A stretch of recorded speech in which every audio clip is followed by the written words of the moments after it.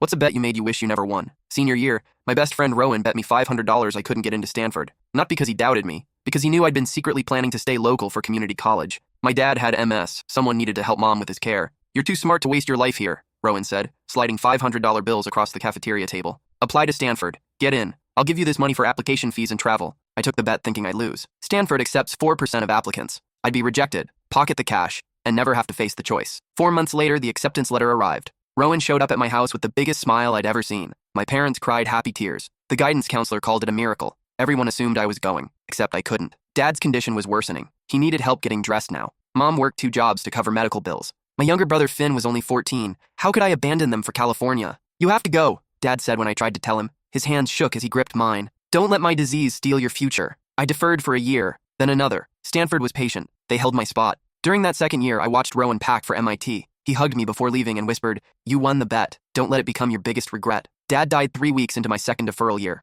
At the funeral, Mom pulled me aside. She looked older somehow, exhausted. "I found something in your father's desk," she said, handing me an envelope. Inside were bank statements. For 2 years, Dad had been secretly selling his belongings, his vintage record collection, his tools, his father's watch, everything that made him who he was before the disease. The account had $47,000, enough for my first year at Stanford. The note read, "You think you're sacrificing for me, but watching you sacrifice your dreams has been my real prison. Go, live. That's how you honor me." I enrolled that fall, 4 years late. But college wasn't what I'd imagined. While my classmates networked at parties, I worked campus jobs and video called home every night. Finn was struggling. Mom was drinking. The money was running out faster than planned. Halfway through sophomore year, Mom called at 2 a.m. "Finn's in the hospital," she said, her voice broken. He tried to hurt himself. I was on the next flight home. Finn looked so small in that hospital bed. He'd been cutting for months, hiding it under long sleeves while I was too far away to notice. "I needed you," he said, not looking at me. "But you were living Dad's dream." That's when I understood. I'd won the bet, got into Stanford, made my dad proud, but I'd lost something bigger. The Stanford degree sits in a box now.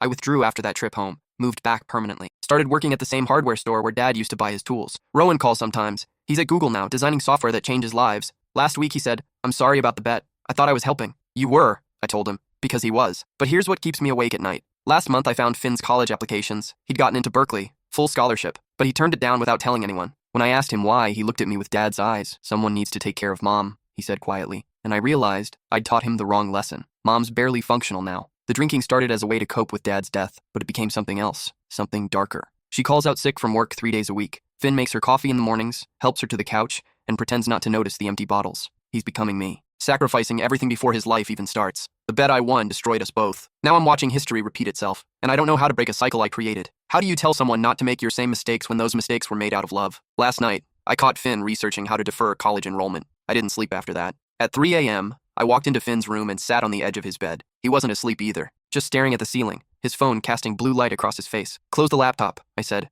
He didn't move. "Finn, close it." His jaw tightened, the same stubborn set Dad used to get when Mom suggested he use the wheelchair. Pride wrapped in fear, wrapped in love. "You don't understand," he said. "I understand perfectly. That's the problem." He sat up, pulling his knees to his chest. At 18, he still looked like the kid who used to build elaborate Lego cities on our living room floor. The kid who cried when Dad couldn't throw a football anymore. The kid I'd failed. "Mom needs help," he said. "Real help, not just someone checking in on weekends. Mom needs rehab. There's a difference. She won't go. Then that's her choice, not your responsibility." He laughed, bitter and too old for his age. "That's what you said about Dad. Then you spent 2 years changing his sheets and crushing his pills and pretending everything was fine." The words hit like fists. "And look where that got us," I said quietly. "Dad sold everything he owned to send me away. I came back anyway. You tried to kill yourself because I wasn't here. And now Mom's drinking herself to death while we both compete for the Martyr Award." Finn's eyes filled. He blinked hard. "What am I supposed to do? Just leave her?" "Yes." The word hung in the air between us. "I left," I continued. "It didn't work because I left for the wrong reasons. I went to Stanford to honor Dad. But Dad didn't need honoring. He needed me to build a life that didn't revolve around his disease. That's different. It's exactly the same. You think staying home proves you love her. It doesn't. It just proves you're scared." Finn stood up. His hands were shaking. "You don't get to tell me what to do. You gave up. You came home and you gave up, and now you work at a hardware store and you're nothing." The words should have hurt. They didn't. Because he was right. "You're absolutely right," I said. "I'm nothing. I'm 26 years old making $14 an hour selling paint to contractors. I have a partial Stanford degree I'll never finish. No prospects. No future. Just a studio apartment above a Chinese restaurant and a brother who's about to make my exact same mistakes." Finn sat back down. His anger deflated into something worse. Pity. "I'm sorry," he said. "I didn't mean..." "Stop apologizing. Start packing." "What?" "You're going to Berkeley. I'm driving you there myself." "Mom, we'll drink whether you're here or not. The only difference is, if you stay, you'll be drunk too. Maybe not on alcohol, but on guilt. On this idea that love means self-destruction." I stood up and walked to his closet. Started pulling clothes off hangers. "What are you doing?" "Something I should have done 6 years ago." Finn grabbed my arm. "Stop. Please, just stop. I looked at him, really looked. At the dark circles under his eyes, the bitten fingernails, the way his shoulders curved inward like he was trying to make himself smaller. When's the last time you did something just because you wanted to?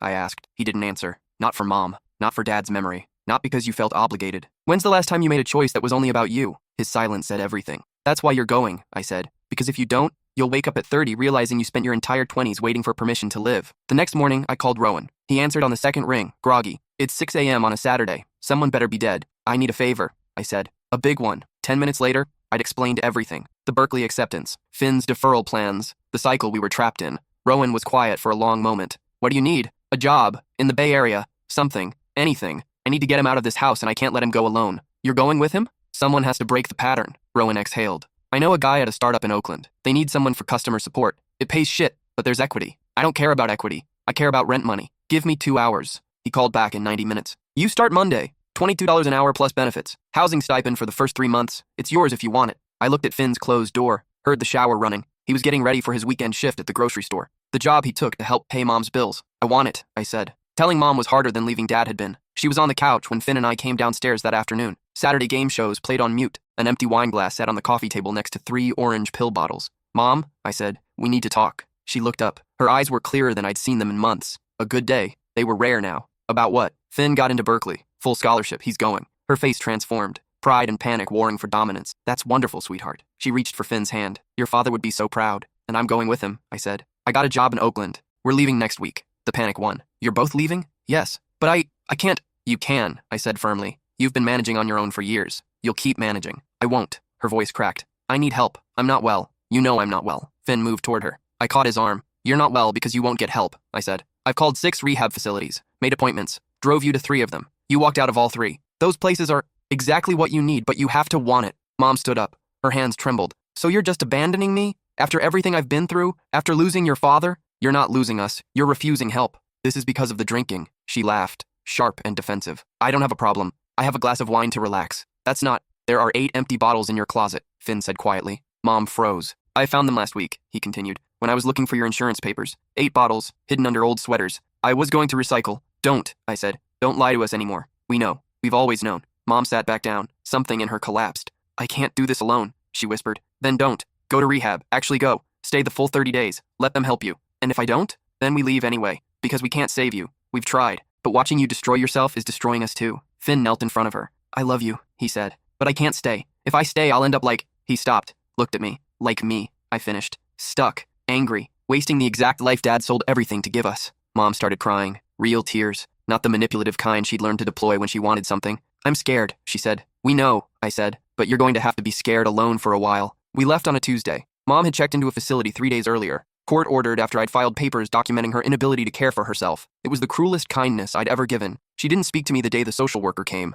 Just stared as they inventoried her medications and cataloged the empty bottles. When they led her to the van, she looked back once. Her eyes said, this is your fault. Maybe it was. Finn loaded the last box into my beat-up Honda. Everything he owned fit in the trunk and back seat. Clothes, textbooks, the collection of Dad's tools I'd kept for him. Ready? I asked. He looked at the house, the place where we'd been a family once, where Dad taught him to ride a bike, where Mom made elaborate birthday breakfasts before the disease made her too tired to care. No, he said, but let's go anyway. The drive to Berkeley took 9 hours. We stopped twice, once for gas and terrible coffee, once because Finn needed to pull over and cry. What if I can't do this? He asked, his hands gripping the steering wheel even though we were parked. What if I'm not smart enough or good enough or... Then you'll figure it out. That's what college is for. You didn't. I didn't figure it out because I never let myself try. I was too busy being afraid. He wiped his eyes. Are you still afraid? Terrified. Then how is this different? Because this time I'm not running towards something. I'm not trying to honor anyone's memory or prove anything. I'm just trying to survive differently. We got back on the road. Oakland was nothing like I expected. The apartment Rowan helped me find was above a taqueria in a neighborhood where helicopters circled nightly and someone had spray-painted "Still Here" across the boarded-up building next door. It was perfect. 1 bedroom. I took the couch. Finn got the room with the window that looked out onto a fire escape where someone had built a surprisingly thriving vegetable garden. The first night, we ate takeout on the floor. This is weird, Finn said. Good weird? Or bad weird? I don't know yet. We didn't talk about Mom. Didn't talk about Dad. Just sat in the small space we'd claimed and tried to remember what it felt like to exist without crisis. My job at the startup was exactly as terrible as promised. I answered customer support emails for a meditation app. 8 hours a day of typing variations of, have you tried turning it off and on again, to people whose biggest problem was their guided breathing exercise skipping. But the paycheck was real. The insurance was real. And for the first time in years, I wasn't coming home to someone who needed me to keep them alive. Finn started classes the following Monday. I drove him to campus, helped him find his first classroom. Watched him walk away with his backpack and the same scared expression I'd worn 4 years earlier. This time felt different. This time, he had permission to fail. Mom called 6 weeks into her treatment. I almost didn't answer. "Hi," she said. Her voice sounded strange, clearer, rawer. "How are you?" "I'm angry. At me? At everyone. At your father for dying. At you for leaving. At myself for..." She stopped. "For a lot of things. That's progress. The therapist says I used the drinking to avoid grief, that I never processed losing your father. Did you tell her about the bottles? All 14 of them. I'd only known about 8. I'm sorry," she said, "for making you parent me, for putting that on you and Finn, for not being the mother you needed after your father died." The apology I'd been waiting years to hear. It didn't fix anything. "Thank you," I said. "How's Finn?" "Good. Really good, actually. He joined an engineering club, made some friends. He's doing what 18-year-olds are supposed to do. And you?" "I'm answering customer support emails and eating tacos for dinner most nights. It's not Stanford, but it's mine." She was quiet for a moment. "I'm proud of you," she said. "I know I never said it before, but I am. For leaving, for forcing me to get help, for choosing yourself. I didn't choose myself. I chose Finn. Same thing. You saw him repeating your pattern and you broke it. That's the hardest thing a person can do." After we hung up, I sat on the fire escape and cried. Not sad tears, released tears. For the first time since Dad's diagnosis, I wasn't carrying anyone's survival but my own. 3 months in, Rowan visited. He looked exactly like his LinkedIn photo. Clean cut, successful, the kind of person who'd turned potential into reality. "You look tired," he said when I opened the door. "I am tired. I work 8-hour shifts explaining basic technology to angry people." "Why are you still doing that?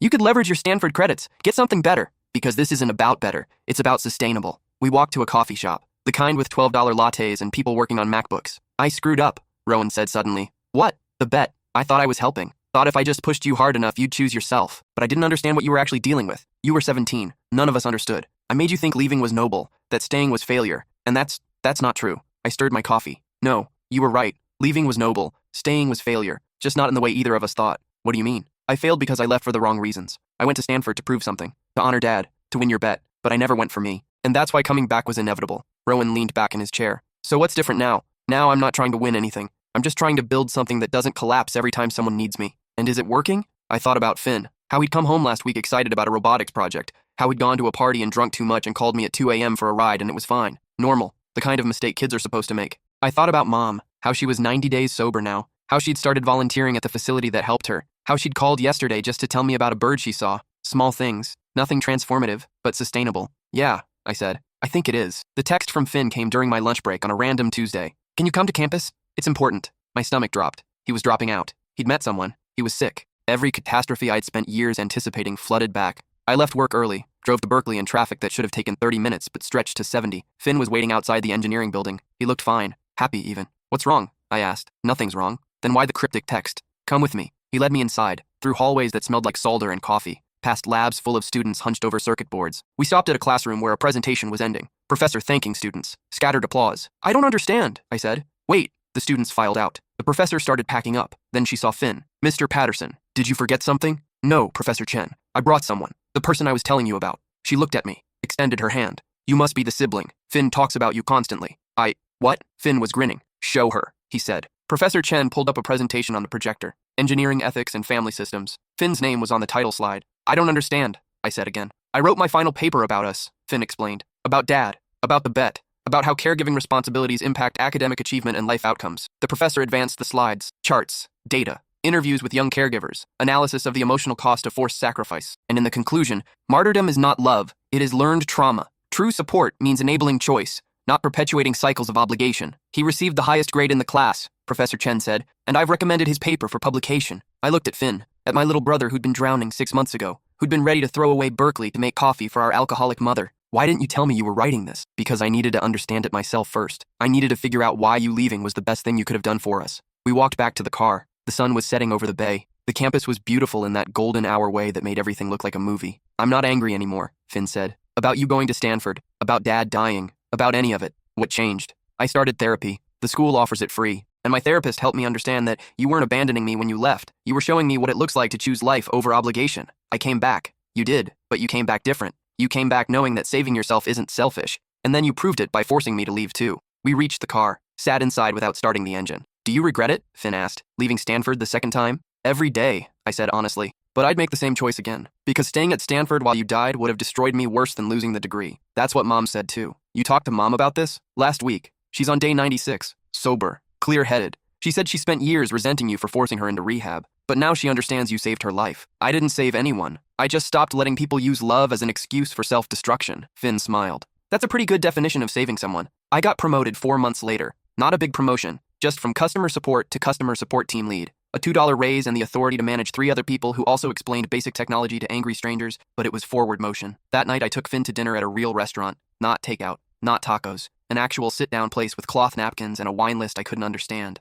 This is fancy, Finn said, looking around. We're celebrating. Your promotion? Your first year. You made it. Full-time student. 3.7 GPA. No hospitalizations. That's worth celebrating. The waiter brought water. Took our orders. Left us alone. I got an internship offer, Finn said. That's amazing. Where? San Francisco, a robotics company. It's paid. 12 weeks this summer. You're going to take it? I don't know. It's across the bay. I'd have to sublet somewhere. And you'd be alone in the apartment. Take it. But, Finn, take the internship. I'll be fine. Are you sure? I looked at my brother. Really looked. At the confidence in his shoulders, the light in his eyes, the way he held himself like someone who believed he had a future. I'm sure, I said. Mom came to visit in the spring. 6 months sober. Steady job at a counseling center. Her own apartment. A life that didn't revolve around crisis. She looked younger, not in a physical way, but in her eyes, like she'd finally stopped running from ghosts. We took her to the coast. Watched Finn try to teach her how to skip stones. She was terrible at it. Laughed when they plopped into the water. I never thanked you, she said while Finn walked ahead, for not giving up on me. I didn't save you. You saved yourself. Only because you made it impossible to keep dying. She picked up a stone.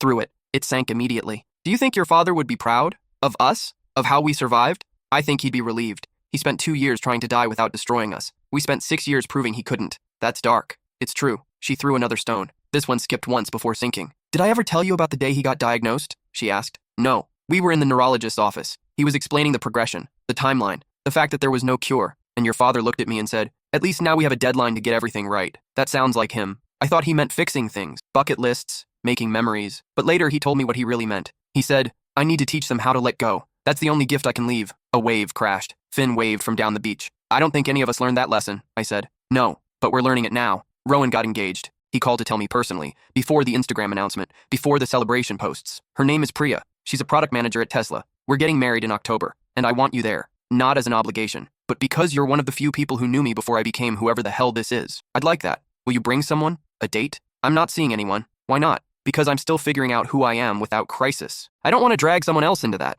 He laughed. That's the most emotionally healthy thing I've ever heard you say. Therapy works. You're in therapy? Started 3 months ago. Turns out building a new life is hard and having professional help makes it slightly less hard. We talked for another hour. About his work. My work. Finn's robotics projects. Normal things. The kind of conversations we'd never had when survival was the main topic. After we hung up, I realized something had shifted. I wasn't angry anymore. Not at Rowan for making the bet. Not at Dad for dying. Not at Mom for drinking. Not at myself for the 6 years I'd spent trapped between obligation and resentment. I was just tired. But it was a different kind of tired. The kind that comes from building instead of breaking. From choosing instead of surrendering. The email from Stanford came on a random Thursday. Subject, alumni opportunity. I almost deleted it. Usually their emails were fundraising requests or networking events I'd never attend. But something made me open it. We're creating a mentorship program for students who are primary caregivers for family members, students who are navigating academic life while managing chronic illness, disability, or other family health crises. We'd like to invite you to participate. Below was a description of the program. Monthly meetings, one-on-one mentorship, sharing strategies for balance,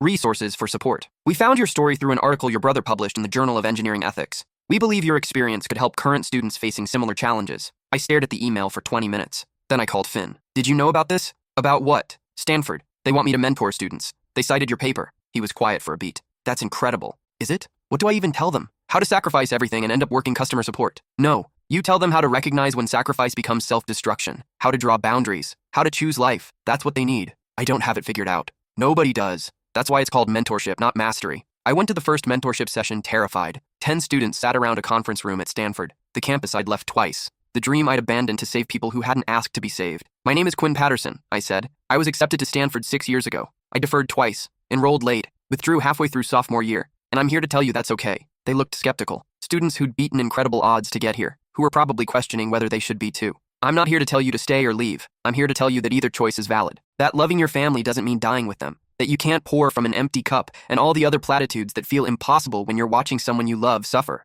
A girl in the back raised her hand. Young, maybe 19. How do you know when to leave? She asked. How do you know when staying is helping versus just destroying you both? I thought about Dad, about his note, about Mom's bottles, about Finn's scars. You don't, I said honestly. You make your best guess. You try to survive. Sometimes you'll be wrong. Sometimes staying is right. Sometimes leaving is right. The only wrong choice is staying because you think you have to. Because duty and love aren't the same thing. Another student spoke up, a guy with dark circles under his eyes. But what if they actually need you? What if leaving means they won't survive? Then they won't survive whether you stay or go, because you can't save someone who doesn't want to be saved. You can only destroy yourself trying. The room was silent. I know that's harsh, I continued. I know it contradicts everything you've been told about family and obligation, but I watched my father sell everything he owned to send me away because he understood something I didn't. He understood that the greatest gift he could give me was permission to live without him. The session ended an hour later. 3 students stayed behind with questions. One girl was crying. My mom has dementia, she said. She doesn't remember me most days, and I'm here while she's in a facility and I feel like the worst daughter in the world. You're not. You're a person trying to survive an impossible situation. But shouldn't I be with her? Shouldn't I?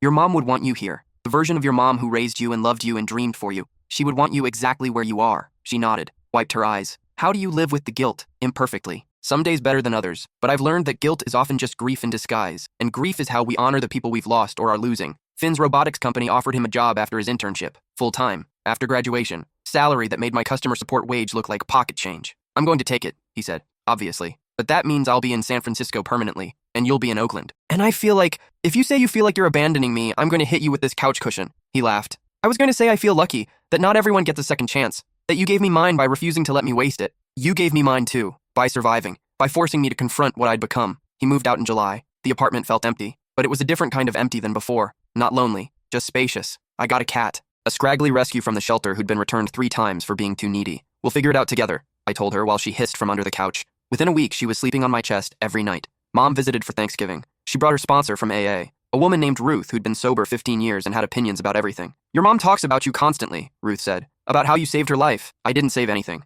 I just stopped enabling. That's what saving looks like sometimes. We cooked together. Real cooking. Not heating up prepared meals or ordering takeout. Mom made Dad's famous stuffing recipe, the one he used to make before the disease took his coordination. Finn came over from San Francisco, brought his girlfriend, a woman named Tasha who worked in tech and laughed at his jokes and didn't seem to need saving. We sat around my small table eating food that tasted like memory and looked nothing like the family photos from before. Mom raised her glass of sparkling cider. To survival, she said. To survival, we echoed. Later, after everyone left, I stood on the fire escape and called Rowan. How was it? He asked. Good. Really good. Mom's a year sober. Finn brought his girlfriend. We actually felt like a family instead of a collection of people managing crisis. That's what you wanted. No. What I wanted was for Dad to not be sick, for Mom to not be an alcoholic, for Finn to not have tried to kill himself, for the bet to have never happened. But this is what I got instead, and it turns out that's enough. I quit my customer support job in January, not for something better, for something different. I took a position at a nonprofit that helped young caregivers navigate family health crises while staying in school. The pay was worse. The hours were better. The work felt like redemption. My first day, they gave me a caseload of 15 students,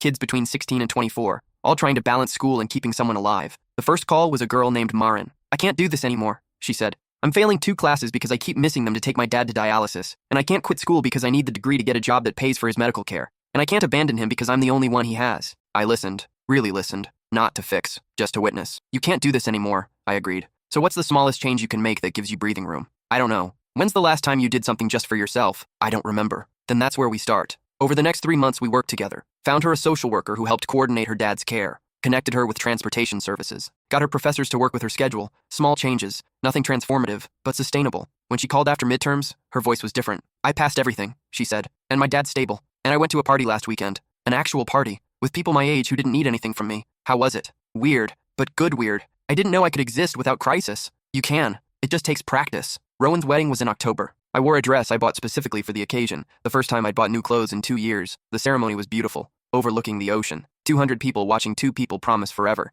During the reception, Rowan pulled me aside. I need to tell you something, he said. Okay, the bet. That stupid bet I made senior year. I felt guilty about it for 8 years. Don't. Let me finish. I felt guilty because I thought I pushed you into a choice that destroyed you. But watching you now, what you've built, who you've become, I realize I didn't destroy you. The bet was just the beginning of something you needed to figure out on your own. That's very poetic, he laughed. Priya's been teaching me emotional vocabulary. Apparently, I've been emotionally constipated for 3 decades. Only 3? Listen, what I'm trying to say is, I'm sorry for the bet, but I'm not sorry for pushing you, because you needed pushing. We all do sometimes. I hugged him. Thank you for the push, and for answering when I called at 6 a.m., asking for a job, and for being my friend even when I was a disaster. You're still a disaster. Yeah, but I'm a functional disaster now. That's growth. Mom started dating someone. She called to tell me nervously, like she needed permission. His name is Lawrence. He's in my grief support group. His wife died of cancer 3 years ago. We're taking things slow. I'm happy for you. You're not mad. Why would I be mad? Because of your father. Because I'm moving on. Dad's been dead for 6 years. You're allowed to move on. She was quiet for a moment. When did you get so wise? I'm not wise. I'm just tired of people treating survival like betrayal. She brought Lawrence to visit in December. He was kind, quiet. had pictures of his grandkids on his phone, and listened when people talked. "Your mother is remarkable," he told me while she was in the kitchen with Finn. "The way she turned her life around, the work she does now helping other people in recovery. She is remarkable. She just had to stop dying long enough to remember it." The article came out in April. Some journalist had done a story on young caregivers. Interviewed me, interviewed Finn, interviewed Mom. "Family that survived the impossible," the headline read. It made us sound heroic, like we'd made brave choices and won against impossible odds. The reality was messier. We'd made desperate choices, broken each other, tried to die in various ways, then survived anyway, because giving up would have meant letting Dad's sacrifice be meaningless. But the article ended with a quote from me. "Sometimes survival isn't about doing the right thing. It's about doing the next thing, and then the next thing after that. Until one day you realize you've built a life from all those small next things," Finn called after it published. "We sound like we have our shit together. We don't. I know. But maybe that's the point. Maybe having your shit together just means managing your disasters better than yesterday. That's definitely going in your next paper." Already writing it. I went back to Stanford in May, not as a student, as a guest speaker for their Young Caregiver program. The program I'd been mentoring for a year. Walking across campus felt strange, like visiting a parallel universe where I'd made different choices. The auditorium held about 200 people, students, faculty, people who worked in healthcare and social services. I stood at the podium looking at all those faces, all those people waiting for wisdom I didn't have. "My name is Quinn Patterson," I said. 8 years ago, I was accepted to Stanford with a full scholarship. It was supposed to be my dream come true. I told them everything. The bet, Dad's MS, the deferments, his death, the money he'd saved, my guilt about leaving, Finn's suicide attempt, coming home, the cycle we couldn't break. "And here's what nobody tells you about caregiving," I continued. "They don't tell you that love and obligation feel identical until one of you is dead. They don't tell you that sacrifice can become an addiction, that martyrdom can feel safer than survival because at least when you're busy saving someone, you don't have to figure out who you are." A professor in the front row was taking notes. "I lost my Stanford degree. I lost 6 years. I lost the future I'd imagined. But I gained something more important. I gained the ability to look at someone I love and say, I can't save you, but I won't die trying either." The applause when I finished felt surreal. Afterward, a student approached, maybe 20, tired eyes that I recognized. "My sister has cystic fibrosis," she said. "She's 12. My parents work constantly to pay for her care, and I'm supposed to be here getting an education, but all I can think about is whether she's okay." "Is she okay right now?" "Yes." "Then right now, you get to be a student. In an hour, when you check on her, you can be a sister again. But right now, in this moment, you get to be just you." How do you do that? Switch back and forth? Imperfectly. With therapy. With support. With the understanding that you can love someone completely and still need space from them. She nodded, walked away, came back. Did it get easier? No. But I got stronger. There's a difference. Finn got promoted in July. Team lead on a robotics project developing assistive devices for people with disabilities. The kind of technology that might have helped Dad. "It's weird," he said over video call, "working on something that could have saved him but didn't exist soon enough. How does that feel? Like I'm making his suffering mean something. Like maybe if we couldn't save him, at least we can save someone else's dad. That's good work." "Yeah," he paused. "Tasha and I are moving in together. That's huge. I'm terrified." "Of what?" "Of repeating patterns, of becoming codependent, of turning her into a caregiver." "Are you turning her into a caregiver?" "No. She has her own life, her own career, her own friends. We're building something together, as equals." "Then you're already doing it differently than we did." "How so?" "Because you're choosing to be with someone instead of needing someone to survive. That's the whole difference." Mom celebrated 2 years sober in August. We threw her a party, small gathering at her apartment. Her sponsor, Ruth, Lawrence, some people from her support group. Finn and Tasha drove down from San Francisco. She stood in her living room looking overwhelmed. "I don't deserve this," she said. "Stop," Ruth said firmly. "You've earned every day of those 2 years." Mom's eyes filled. I was so lost. After he died, I didn't know how to exist without crisis, without someone to care for. So I created my own crisis, drank until I needed caring for. Made my kids responsible for my survival the same way I'd been responsible for their fathers. She looked at me. "I'm sorry for that, for putting my disease on you. You were sick. I was choosing to stay sick because it was familiar, because being needed felt like being loved." Lawrence put his arm around her. "But you're not sick anymore," he said. "No, now I'm just a woman who made mistakes and is trying to do better." We ate cake, took photos, told stories that were funny now that we'd survived them. Before everyone left, Mom pulled me aside. "Can I ask you something? Anything. Do you still resent me for making you come home from Stanford? You didn't make me come home. Finn's suicide attempt made me come home. But if I'd been functional, then I probably still would have come home for different reasons, because I didn't understand yet that leaving wasn't abandonment, that I could love you from a distance. And now I love you from Oakland. It's working pretty well." She smiled. "Your father would be proud. Of both of you. Of how you survived. We survived because he taught us how. No, he taught you it was okay to choose yourself. Big difference." The second article came out in November. This one was longer, more detailed. Included interviews with healthcare workers and social scientists discussing caregiver burnout and family systems. My quote was buried in the middle. "The cruelty of caregiving is that it makes love measurable. You start counting hours, counting sacrifices, keeping score of suffering, and somewhere in all that accounting, you lose the person you're trying to save and the person you're trying to be." A reporter from NPR called. "Wanted to do a radio segment." I said yes. The interview aired on a Thursday morning. I listened in my office at the nonprofit while eating a sad desk salad. My voice sounded strange through the speakers. Too steady, too calm, like I had everything figured out. The interviewer asked what advice I'd give to young caregivers. "Leave," I said. She laughed, thought I was joking. "I'm serious. If you're young and someone you love is sick and you're thinking about delaying your life to care for them, leave. Find resources. Get professionals involved. Build a support system that doesn't require you to sacrifice your future. But what if they actually need you? They need qualified care. They need medical support. They need social services. What they don't need is a teenager or 20-something destroying their life out of misplaced obligation. That sounds harsh. It is harsh. But so is watching your brother try to kill himself because you weren't there. So is dropping out of college twice. So is working customer support at 26 with half a degree and no prospects. After the segment aired, I got 47 emails, most thanking me, some calling me selfish. One from a woman whose daughter had deferred medical school to care for her. Please don't tell her to leave, the email read. She's all I have, I'll die without her. I didn't respond. Because what could I say? That her daughter would die too? Just slower? That needing someone isn't the same as deserving their self-destruction? I deleted the email. Then I spent an hour in therapy talking about why I felt guilty for not responding. Rowan and Priya had a baby in March. They named her Maya. Sent me a photo from the hospital. This tiny wrinkled thing with too much hair and Rowan's nose. I'm terrified, he texted. What if I screw this up? You will screw it up. That's parenting. The goal isn't perfection. It's just not destroying her. That's a low bar. It's the only bar that matters. I visited when Maya was 3 weeks old. Brought groceries and coffee and zero expectations. Priya looked exhausted. Beautiful, but exhausted. The way new parents always do. She doesn't sleep, Priya said. Ever. I'm convinced she's nocturnal. She's training you. Establishing dominance. Rowan brought Maya over. This tiny human who had no idea she was the result of years of his therapy, working through achievement anxiety and perfectionism. Wanna hold her? He asked. I took her carefully. She was lighter than I expected. More fragile. Hi, Maya, I said. Your dad and I made a bet once. It kind of destroyed my life, but also saved it. So maybe skip the life-altering bets until you're at least 30. She blinked at me with unfocused eyes. Do you think about having kids? Priya asked. Sometimes, but I'm still figuring out how to be responsible for a cat. Not sure I'm ready for a human. That's honest. I spent too many years being responsible for people who didn't ask for it. Now I'm wary of anyone depending on me for survival. Rowan sat down next to me. You'd be a good parent. You already raised Finn. I didn't raise Finn. I just prevented him from making my mistakes. Same thing. Maya started crying. That newborn wail that sounds like the end of the world. I handed her back. Your turn, I said. Mom and Lawrence got engaged in June. Small ceremony. Just family and close friends. She wore a simple blue dress. He wore a suit that didn't quite fit but made him look distinguished anyway.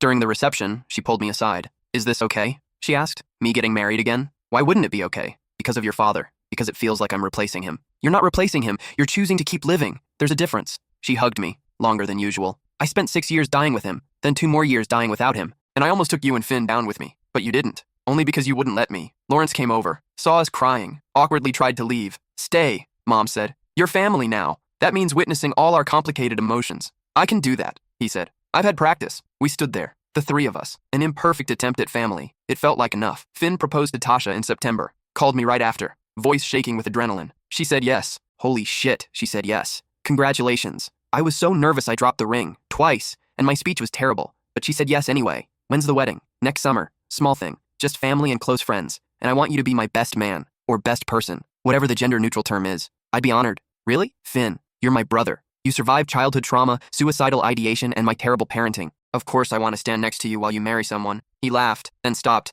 I wouldn't have survived without you. Yes, you would have. You're stronger than you think. No, I'm only strong because you showed me what strength looks like. You left when it was hard, came back when it was harder, and forced me to choose life when I'd given up. After we hung up, I sat on my fire escape with my cat and cried. Happy tears this time. The kind that come from watching someone you love build a life that doesn't require rescue. The organization I worked for got a grant in November. $2 million to expand programming, hire more counselors, reach more students. They promoted me to program director. It came with a salary that meant I could finally move out of the apartment above the taqueria, could save money, could start thinking about future instead of just survival. You've built something remarkable here, my boss said. Students talk about you constantly, say you're the only person who really understands. I just tell them the truth, that caregiving is trauma disguised as virtue. That's exactly why they trust you. The first thing I did with my new salary was book a trip, somewhere I'd never been, Italy. 2 weeks, just me and a suitcase and zero obligations. I'd never traveled alone, never done anything just because I wanted to. Every choice had always been filtered through someone else's needs. This felt revolutionary. Mom was nervous when I told her. 2 weeks is a long time to be unreachable. I won't be unreachable, just in a different time zone. But what if something happens? Then Finn will handle it, or Lawrence will, or you will. You're all functional adults now. She nodded, still nervous. I'm proud of you, she said, for choosing yourself. I'm still figuring out what that means. That's what makes it brave. Italy was perfect. Not in the Instagram way. Not perfect like a postcard. Perfect like I could walk through streets where nobody knew my story, and I could just exist without context. I ate alone at restaurants, read books in cafes, spent an afternoon in a museum staring at paintings I didn't understand. On my last day, I sat in a piazza watching people. Couples arguing, parents chasing toddlers, an old man feeding pigeons, normal chaos. The kind that doesn't require intervention. A woman sat down next to me, tourist like me, American accent. First time in Rome? She asked. Yeah, me too. celebrating a divorce. I laughed. What's funny? Nothing. Just everyone comes here for reasons. Death, marriage, divorce, new beginnings. What's your reason? Learning how to exist without crisis. She considered this. How's that going? Better than expected. We sat in comfortable silence. Two strangers with complicated stories we'd never tell. When I got back to Oakland, Finn and Tasha were waiting at my apartment. Surprise, Finn said. We brought dinner. We ate on the fire escape. They told me about wedding plans, Mom's involvement, Lawrence's confusion about modern ceremony customs. Are you happy? I asked Finn. Terrified, but yeah, happy. Good. What about you? I thought about Italy, about the trip I'd taken alone, about the apartment I could finally afford, about the work that felt meaningful, about the therapy that was actually working. Yeah, I said. I think I am. The wedding was in July, small ceremony in Golden Gate Park, 60 people, flowers that Tasha's mother had grown specifically for the occasion. I stood next to Finn while he married the woman who taught him that love didn't require sacrifice. That partnership could be equal. Mom sat in the front row next to Lawrence. She cried. Happy tears, relief tears, tears that said maybe we'd actually survived. During his vows, Finn looked at me. None of this would be possible without my sibling. Who taught me that leaving isn't abandonment, that choosing yourself isn't selfish, that the best way to honor the people we love is to build lives they'd be proud of. I tried not to cry, failed completely. At the reception, Rowan found me. Remember that bet? He asked. Obviously. I've been thinking about it, about what it meant, what it cost you. It cost me everything, but it also taught me everything. Do you regret it? The bet? Stanford? All of it? I watched Finn dance with Tasha, watched Mom laugh with Lawrence, watched all these people who'd survived impossible things learning how to be happy. No, I said. I don't regret it. The bet broke my life, but it also forced me to build a new one, and this one's actually mine. 10 years after the bet, I finally went back to Stanford, not as a student, not as a mentee, as a guest lecturer, full-time faculty position doing research on caregiver trauma and young adult development. The university called it a remarkable journey. I called it survival with better marketing. My first class was on a Tuesday morning, 70 students, most around the age I'd been when I first got accepted. My name is Dr. Quinn Patterson, I said. 10 years ago, I was one of you, admitted to Stanford with a full scholarship and dreams of changing the world. Instead, I spent a decade learning how to survive it. I told them my story, the parts I'd finally made peace with, the parts I was still processing in therapy. Here's what I want you to understand, I said. Your worth isn't measured by your sacrifice. Your love isn't proven by your suffering, and choosing yourself isn't selfish. It's necessary. A student raised their hand. But what if people need us? What if leaving means they won't survive? I recognized that question, had asked it myself 1,000 times. Then you mourn them, I said, but you don't die with them, because that's not love. That's just two people drowning instead of one. After class, 3 students stayed to talk, each with their own version of my story, each trying to figure out if survival meant staying or leaving. There's no right answer, I told them. Just honest questions. Am I staying because they need me, or because I need to be needed? Am I leaving to save them, or to save myself? And why do I think those are different things? Mom died 3 years later, not from drinking, from cancer that had nothing to do with her choices and everything to do with cruel biology. She was 62, 3 years married to Lawrence, 5 years sober, finally happy. At her funeral, I read a letter she'd written me. To my child who saved my life by refusing to let me destroy yours. Thank you for leaving. Thank you for coming back. Thank you for teaching me that love doesn't require martyrdom, that I could be sick and get better. That surviving your father's death didn't mean dying with him. Finn read too, about how she'd learned to be a parent after years of being a patient. Lawrence sat in the front row, quiet, grieving the woman she'd become instead of the disaster she'd been. After the service, we scattered her ashes in the same place we'd scattered Dad's, together again, finally, at peace. Do you think they're happy? Finn asked. Wherever they are, I think they're relieved. That we survived. That we didn't let their diseases define us. Do you think we did it right? I think we did it honestly. That's all anyone can do. I'm 40 now, professor at Stanford, published researcher, minor expert on caregiver trauma and family systems. Finn is VP at his robotics company. 2 kids, a life that looks nothing like the one we grew up expecting. We have dinner once a month, talk about normal things, work stress, parenting struggles, the weather. Sometimes we talk about Dad, about Mom, about the years we spent learning how to survive them. But mostly we talk about what we're building now, the futures that almost didn't happen. Last month, a student came to my office hours. I'm thinking about dropping out, she said. My dad has ALS. Someone needs to take care of him. I recognized her immediately, not her face, her situation. Tell me about your dad, I said. She did, for an hour, about his diagnosis, his decline, her mother's inability to cope, her own guilt about being here instead of there. What would he want you to do? I asked. He says to stay, to finish school, but I think he's just being selfless, or he's being wise, because he understands that you staying would be you dying, just slower. She started crying. But I love him. I know. But love isn't enough. You need resources, professional care, a support system that doesn't require you to sacrifice your future. I gave her numbers, contacts, resources I'd spent years compiling. Will it be enough? She asked. I don't know. But staying won't be enough either. It'll just be 2 people drowning instead of 1. After she left, I sat in my office and thought about Rowan's bet. About the $500 that changed everything. About the life I'd lost and the one I'd built. My phone rang. Finn. Hey, just calling to check in. I'm good. Just finished office hours. Another student with our story? Always another student with our story. He was quiet for a moment. Do you ever wish you'd done it differently? Stayed at Stanford the first time? Never come home? Every day. But then I wouldn't be here, doing this, helping them avoid our mistakes. So the bet was worth it? I thought about that question. Really thought about it. The bet destroyed my life, I said. But it also forced me to build a better one. So yeah, it was worth it. Last week, I got an email from Rowan. Subject, 20 years. 20 years since I made that stupid bet. 20 years since you won and lost everything. I'm teaching Maya about making choices, about understanding consequences, about the weight of pushing someone toward their dreams. I still don't know if I did the right thing, but I'm grateful for who you became anyway. I wrote back, 20 years since you bet me $500 I couldn't get into Stanford. You were right, I couldn't. Not then. I wasn't ready to choose myself, but eventually I learned. Thanks to you. Thanks to Dad.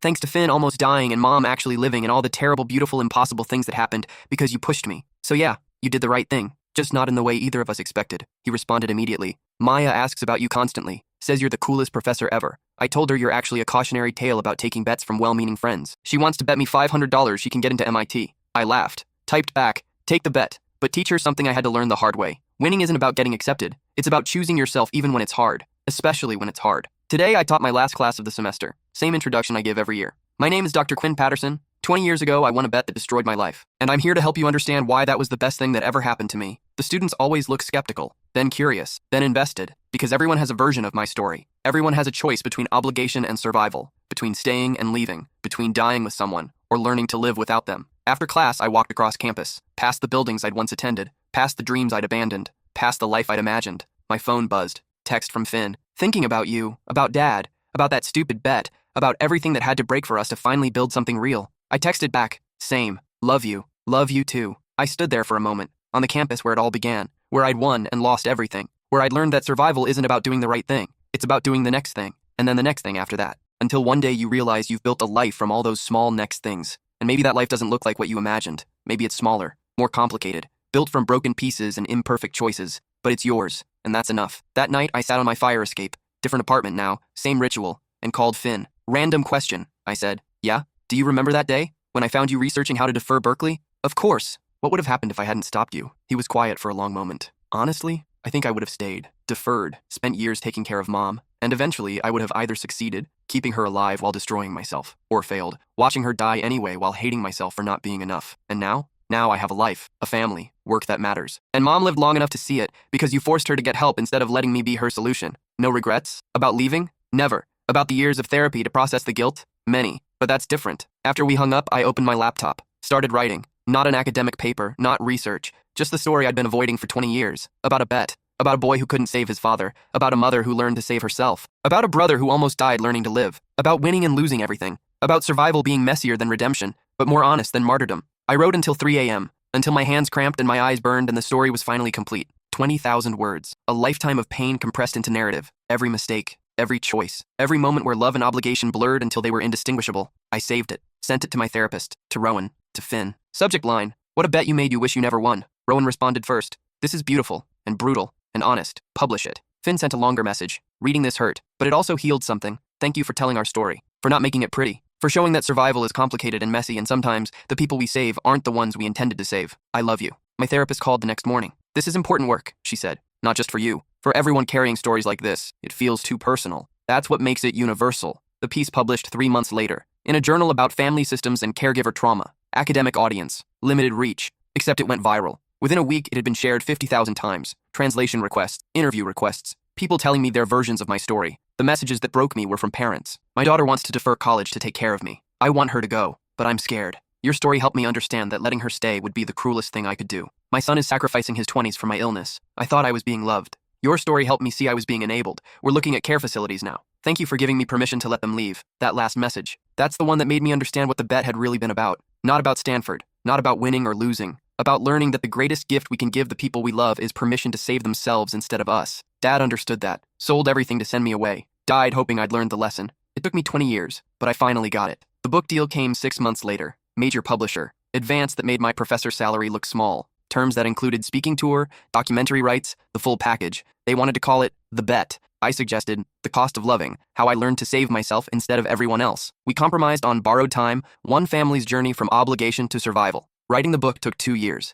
expanding 20,000 words into a full manuscript, adding research, context, interviews with other young caregivers. The hardest part was the ending. My editor kept pushing for resolution, redemption, some clear message about how it all worked out. It didn't all work out, I told her. Dad's still dead. Mom died of cancer. Finn has PTSD. I'm 40 and just now learning how to be a person instead of a caregiver. That's not redemption. That's just survival with better vocabulary. But you built something beautiful from all that pain. I built something functional. That's different than beautiful. She published it anyway, with the messy ending intact. The book released on a Tuesday in October. I did the morning show circuit. Good Morning America, Today's Show, NPR. Everyone wanted the same story, the inspiring narrative about overcoming. I gave them honesty instead. This isn't a story about overcoming. It's about surviving, about learning the difference between love and obligation, about understanding that you can't save someone who doesn't want to be saved, that trying will only destroy you both. The interviewer on Good Morning America looked uncomfortable. But surely there's hope in your story. A message for families dealing with similar situations? The hope is that some kid watching this will hear me say, it's okay to leave. That leaving doesn't make you a bad person. That choosing yourself is the most loving thing you can do,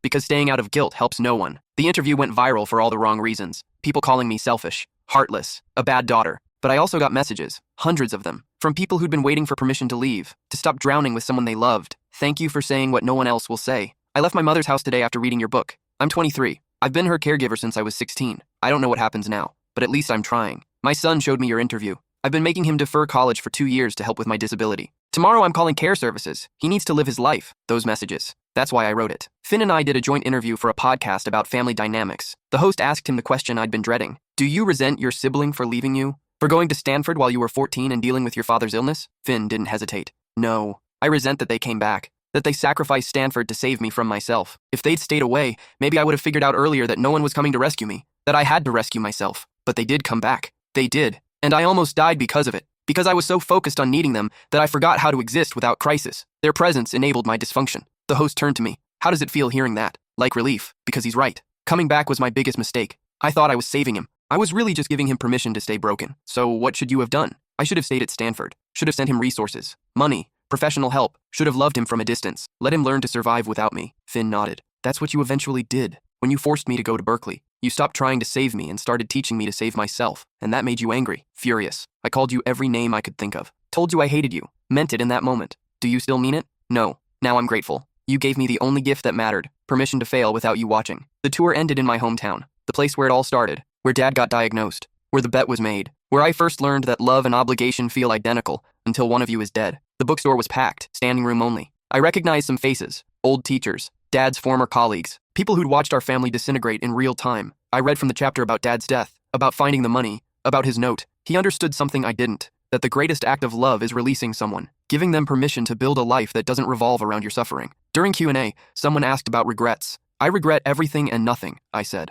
I regret not staying at Stanford the first time. I regret coming home the second time. I regret 6 years of my life spent managing other people's crises, but I don't regret who I became because of it. I don't regret the work I do now. I don't regret forcing Finn to choose himself. Another question. What would you tell your 18-year-old self the day you got into Stanford? I thought about that kid. So afraid. So convinced that love meant sacrifice. I'd tell them to take the bet. Get into Stanford. And then go. Actually go. Let Dad die without them. Let Mom drink without them. Let Finn struggle without them. Because all their staying did was delay the inevitable. Everyone had to hit rock bottom anyway. Their presence just made the fall slower, more painful. That sounds harsh? It is harsh, but it's also true. And sometimes the harsh truth is kinder than the comfortable lie. After the signing, an older woman approached. She'd been crying during the reading. My name is Patricia, she said. I was your father's nurse during his final year. I remembered her, vaguely. One of the rotating caregivers we'd hired when I was trying to defer Stanford the second time. I wanted you to know something, she continued. Your father talked about you constantly, about the bet, about Stanford, about how proud he was that you'd gotten in. He made me leave, sold everything so I could go. I know.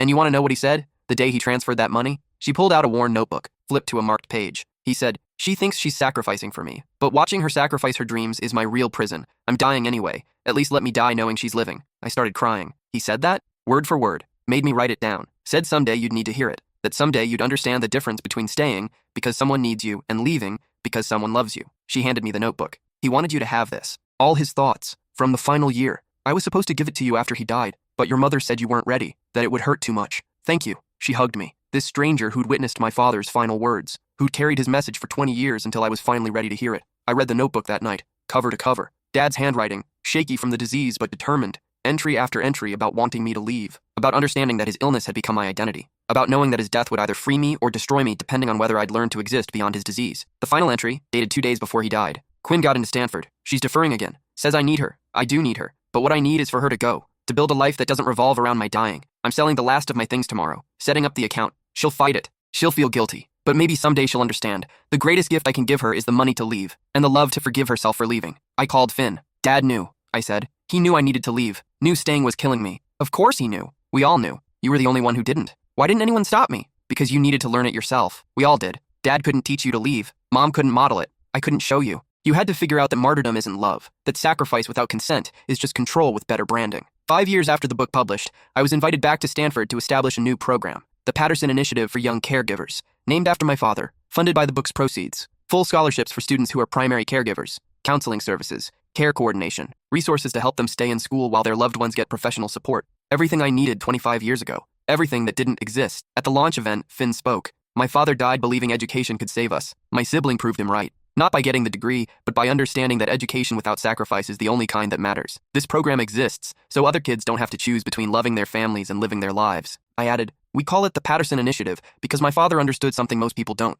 that the greatest act of parental love is releasing your children, giving them permission to survive you, to build lives that don't revolve around your pain. A student raised their hand. Young, maybe 18. But what if we want to stay? What if caring for our parents feels important? I recognized that question, had asked it myself at their age. Then stay, I said, but examine why. Are you staying because they need you? Or because you need to be needed? Because those are different things, and only one of them is actually helping. 25 years after the bet, Rowan and I met for coffee. Same cafe where we'd studied for finals senior year, where he'd first suggested Stanford, where the bet began. Do you remember what you said? He asked. When I made the bet, I said you were crazy, that I'd never get in, that it was a waste of money. You also said you didn't deserve it, that Stanford was for people who had their shit together. I was right. No, you were scared. There's a difference. We sat in silence for a moment. Two people who'd known each other before trauma and stayed friends after. I'm sorry, he said, for making the bet, for pushing you, for not understanding what I was asking you to sacrifice. Don't apologize. The bet was the best worst thing that ever happened to me. How so? It forced me to choose. And even though I chose wrong, multiple times, I learned something that took most people decades to figure out.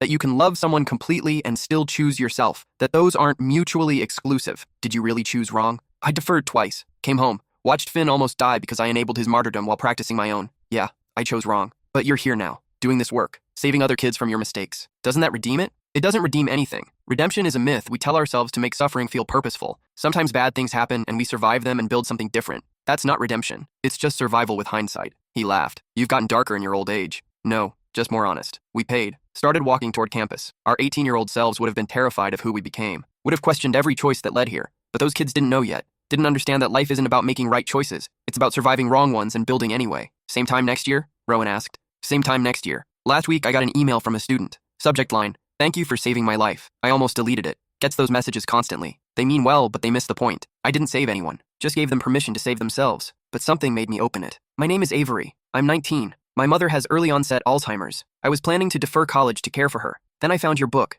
read it in one sitting, and understood something that changed everything. My mother is dying. Nothing I do will stop that. Staying home won't slow the disease. It'll just mean we're both dying. Her from Alzheimer's. Me from grief I haven't earned yet. Yesterday I told her I'm going to college, that I'm getting her professional care, that I'm choosing to live while she's still alive enough to see it. She cried. Then she said the thing that broke me. Thank God. I've been so scared you'd sacrifice everything and blame me forever. So thank you. Not for saving my life, but for teaching me that loving her means letting professionals care for her while I become someone she'd be proud of. I wrote back, your mother is right. Go to college. Visit when you can. Call often. But live your life. Build something beautiful. That's how you honor her. Not by dying with her, but by living so fully she can die in peace, knowing you're okay. Avery enrolled in the Patterson Initiative. Full scholarship. Care coordination for her mother. Counseling for herself. Last month she sent me a photo. Her mother's last lucid moment. They're at her college graduation. Her mother can barely remember her name, but she's smiling. Pride that transcends memory. The caption, she died 2 days after this, but she died knowing I'd survived her. That's the greatest gift I could give. I'm 45 now. Professor, author,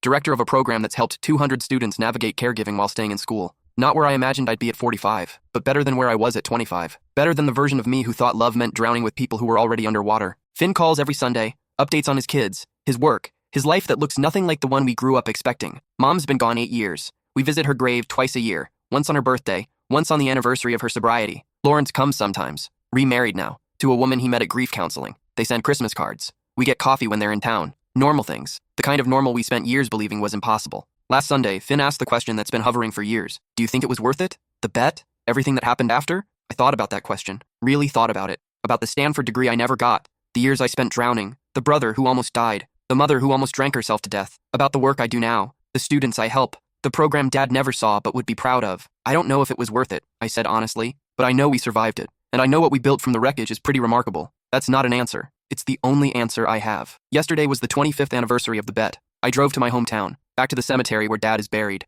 where Mom joined him 8 years ago. Their headstone is simple: names, dates, nothing about the disease that killed him or the addiction that almost killed her. Just, they survived long enough to see their children live. I sat between their graves and thought about everything: the bet, the money, the note, the pattern we couldn't break until it almost killed us. I finally get it, I said to Dad. What you were trying to teach me. That the greatest love is release. That forcing me to leave was your final gift. That you died knowing I'd survive you. And that was enough. I thought about Mom. About her 2 years sober. About how she'd learned to live without crisis. Without someone to care for. Without drinking to numb the grief. You survived, I said to her. Not perfectly. Not easily. But you survived. And that took more courage than anything else. My phone buzzed. Text from Finn. Thinking about them today. About everything that had to break for us to finally build something real. Love you. I texted back. Love you too. We survived. That's what matters. I sat there until sunset, watching the light change, thinking about bets and choices and all the ways we survived things we never thought we could survive. Eventually I stood up, walked back to my car, drove back to Oakland, back to my life, the one built from wreckage and wrong choices and learning to choose myself instead of drowning with people I loved.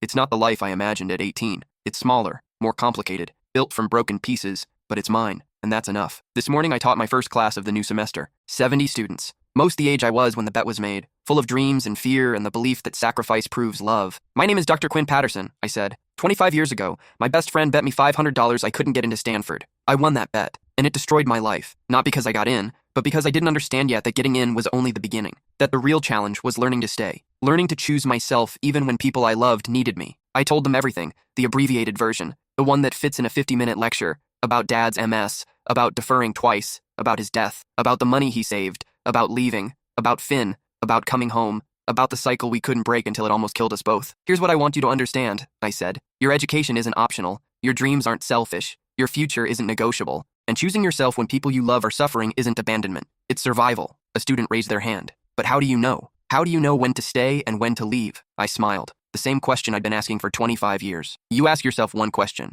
am I staying because they need me, or because I need to be needed? If it's the second one, you leave, because needing to be needed isn't love. It's codependency dressed up as virtue. Class ended. Students filed out. 3 stayed behind, each with their version of my story. I talked to them until my next class started, gave them resources, numbers, strategies for survival. The last student thanked me, said I changed their perspective. I didn't change anything, I said. I just gave you permission to save yourself instead of everyone else. That's all any of us can do. Tonight I'm sitting on my fire escape. Different city now, San Francisco, view of the bay. Life that doesn't look anything like what I'd imagined. My phone rings, unknown number. I almost don't answer. Is this Dr. Quinn Patterson? Yes, my name is Reed. I'm 18. I just got into Stanford, full scholarship, and my father has cancer, stage 4, maybe 6 months. Everyone says I should defer, stay home, be with him, but I read your book, and I don't know what to do. I close my eyes. Remember being that kid, that scared, that certain that leaving meant killing someone you loved. What does your father want you to do? He says go, but he also says he's fine, and I know he's not fine. I know he's dying. Then he's giving you a gift, the same gift my father gave me, permission to live while he dies. That's the hardest thing a parent can do.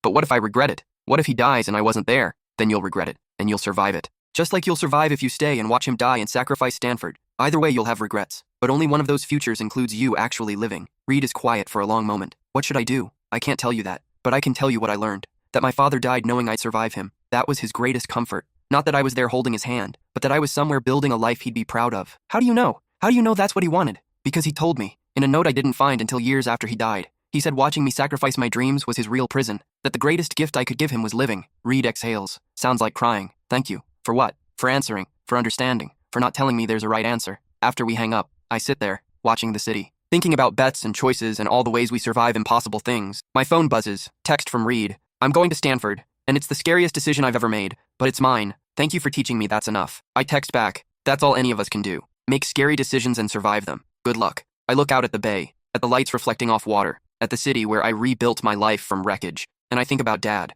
about the bet, about everything that broke so something else could be built. 25 years later, I finally understand. The bet wasn't about Stanford. It was about learning that loving someone means letting them go, that the greatest gift we can give is permission to survive us. Dad understood that, gave me that gift, and it took me 25 years to finally accept it, but I accept it now. I survived. We all survived, and that's enough. That's always been enough.